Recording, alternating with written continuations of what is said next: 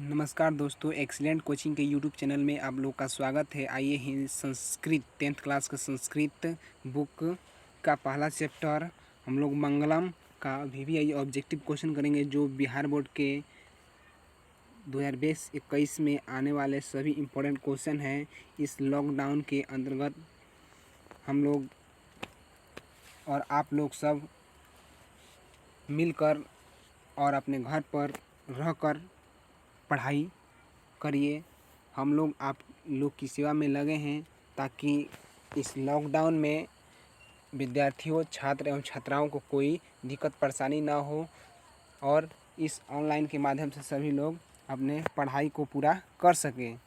चलिए आइए हम क्वेश्चन की ओर चलते हैं। पहला क्वेश्चन है, उपनिषद उपनिषद के रचनाकार कौन है? उपनिषद के रचनाकार कौन है? तो उपनिषद के रचनाकार महर्षि वेद व्यास जी हैं। कौन है? महर्षि वेद व्यास है, जिसका ऑप्शन क्या होगा? सी होगा। ऑप्शन क्या होगा? सी होगा। अगले क्वेश्चन की ओर चलते हैं।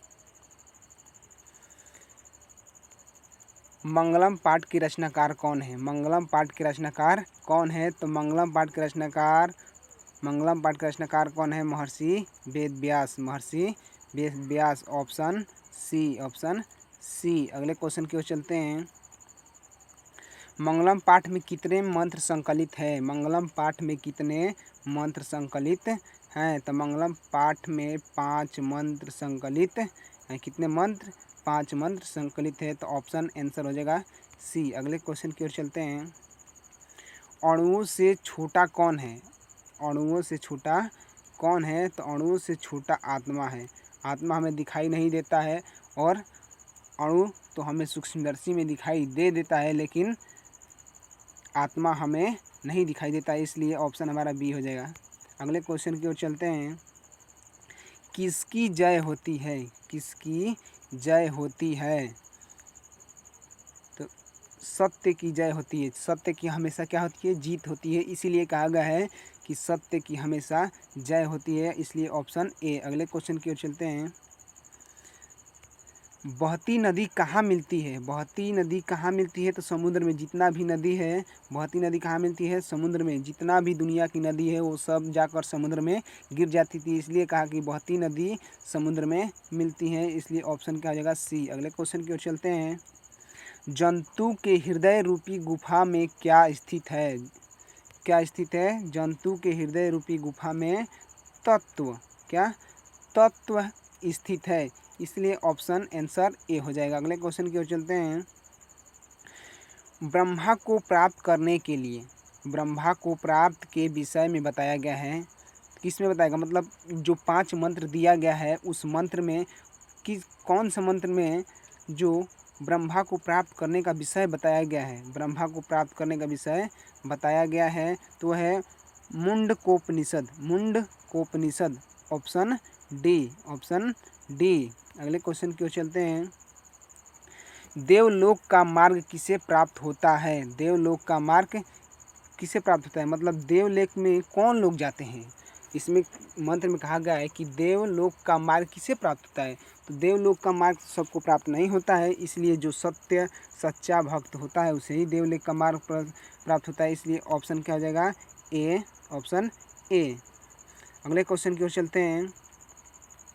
सत्यम से प्राप्त होता है। सत्यम से प्राप्त होता है। क्या प्राप्त होता है सत्यम से? तो देवलोक। सत्य से ही देवलोक प्राप्त होता है। क्या होता है? सत्य से ही देवलोक प्राप्त होता है। अगर असत्य पे चलेंगे तो आपको देवलोक प्राप्त होने वाला नहीं है, इसलिए ऑप्शन आंसर हो जाएगा सी। अगले क्वेश्चन की ओर चलते हैं। मृत्यु को वश में कर लेते हैं। मृत्यु को वश में कर लेते हैं कौन? विद्वान लोग। मृत्यु को वश में कर लेते हैं कौन लोग? विद्वान लोग कर लेते हैं अपने विद्या से मृत्यु को वश में। विद्वान लोग। कौन लोग? विद्वान लोग अपने वश में कर लेते हैं। Option C. अगले क्वेश्चन की ओर चलते हैं। किसकी जय नहीं होती है? जय होती है सत्य की, तो जय किसकी नहीं होती है? तो असत्य की। किसकी? असत्य की। किसकी? असत्य की, इसलिए ऑप्शन बी। अगले क्वेश्चन की ओर चलते हैं। उपनिषद में किस महिमा का वर्णन किया गया है? किस महिमा का वर्णन? उपनिषद में किस महिमा का वर्णन किया गया है? तो परम पुरुष का। किसका, परम पुरुष का वर्णन किया गया है। ऑप्शन डी हो जाएगा। अगले क्वेश्चन को चलते हैं। उपनिषद की संख्या कितनी है? उपनिषद की संख्या कितनी है? तो उपनिषद 105 है। कितने हैं? 105 उपनिषद है। कितने हैं? 105 उपनिषद, इसलिए ऑप्शन हो जाएगा हमारा सी। अगले क्वेश्चन की ओर चलते हैं।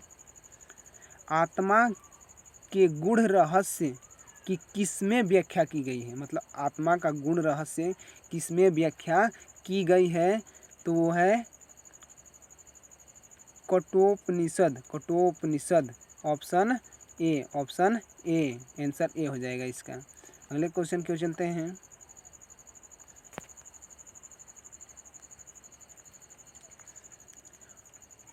16 नंबर क्वेश्चन है। परमात्मा की महिमा का वर्णन किसमें किया गया है? परमात्मा का वर्णन किसमें किया गया है? तो वो किया गया है ईशावास्योपनिषद में। ईशावास्योपनिषद में, ऑप्शन बी आंसर बी होगा। आंसर बी होगा। अगले क्वेश्चन की ओर चलते हैं। ज्ञानी लोग और अज्ञानी लोग में अंतर किसमें बताया गया है? मतलब 5 मंत्र है, वो 5 मंत्र कहाँ कहाँ से लिया गया है? उस मंत्र में जो बताया गया है कि ज्ञानी और अज्ञानी लोग में अंतर किसमें बताया गया है? तो वो बताया गया है श्वेताश्वर में। श्वेताश्वतर में बताया गया है। Option C, answer C. अगले क्वेश्चन की ओर चलते हैं। सत्य का मुख किससे ढका होता है? सत्य का मुख किससे ढका होता है? तो हिरण्मय पात्रेण से। हिरण्मय, सत्य का मुख किससे ढका होता है? हिरण्मय पात्रेण से। ऑप्शन हो जाएगा आंसर हमारा डी। अगले क्वेश्चन की ओर चलते हैं। जो हमारा क्वेश्चन लास्ट क्वेश्चन है ये, सत्य का खजाना कहाँ है? सत्य का खजाना कहाँ है? सत्य का खजाना कहाँ है? तो सत्य का खजाना सब देवलोक में है। कहाँ है? देवलोक में है। कहाँ है? देवलोक में। ये हमारा फर्स्ट चैप्टर का लास्ट क्वेश्चन था। अगर हमारा ये चैप्टर पसंद आए तो लाइक सब्सक्राइब करना ना भूलें। और आइए हम आप लोग को रिवीजन, हमारे इस चैनल को अधिक से अधिक शेयर करें। पसंद आए तो सब्सक्राइब करना ना भूलें।